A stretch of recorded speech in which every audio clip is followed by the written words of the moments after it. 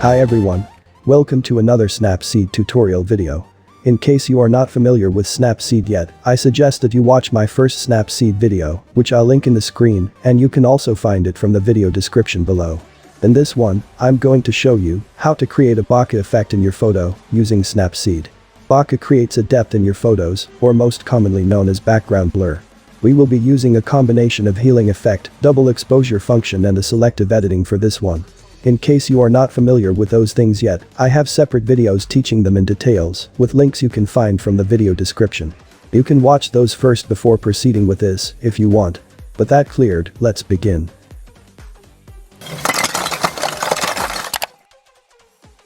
I have Snapseed open here. Let's open a photo by tapping the plus icon or the open menu on top.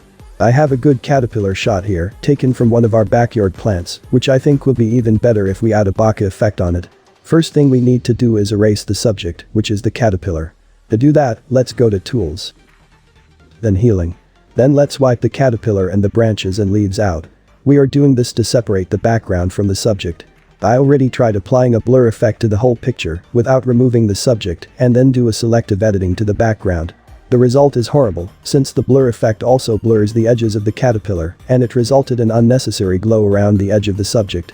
So, the best way to do it is by removing the subject first, then putting it back after applying the blur effect on the bare background. Alright. The subject is gone now. Let's tap the check icon to apply the changes.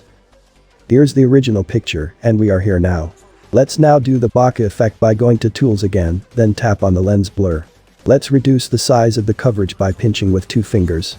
The rightmost icon at the bottom lets you choose the shape of the blur. Let's keep it to round.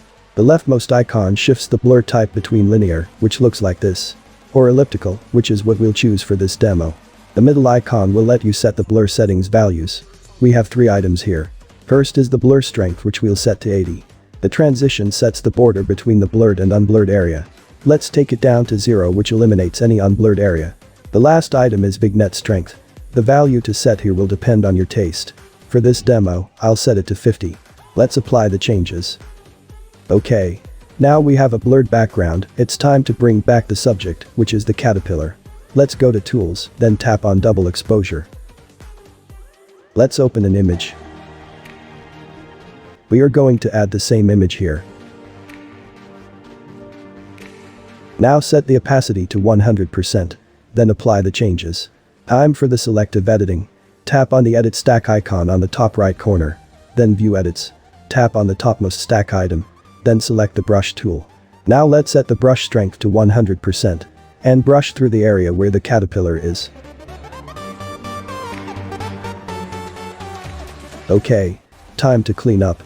Brush 100% on areas we want to appear in the picture, which is the caterpillar, along with the leaves and stem the caterpillar is standing on. Then brush a 0% to all the background. You can pinch to zoom in or out. Swipe with 2 fingers to move the picture. Swipe with 1 finger to brush. Zoom into the edges so you can brush a finer stroke.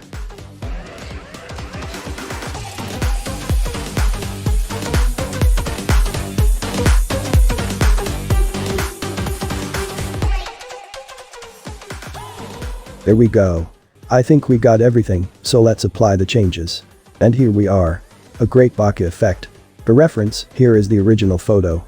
And here is what we've edited. Obviously, it will be up to you on how much blur you want to apply during the lens blur process, along with the transition and vignette. For pictures where you are showing a sky on top of the photo and a ground at the bottom, for example, you can use the linear type of lens blur, so you can have a good transition of blurriness from the top of the picture, going to the unblurred bottom.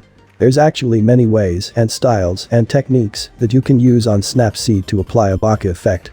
That one I've shown here, I believe, is the easiest one. Feel free to explore Snapseed more, there are tons of effects and tools that you can play around.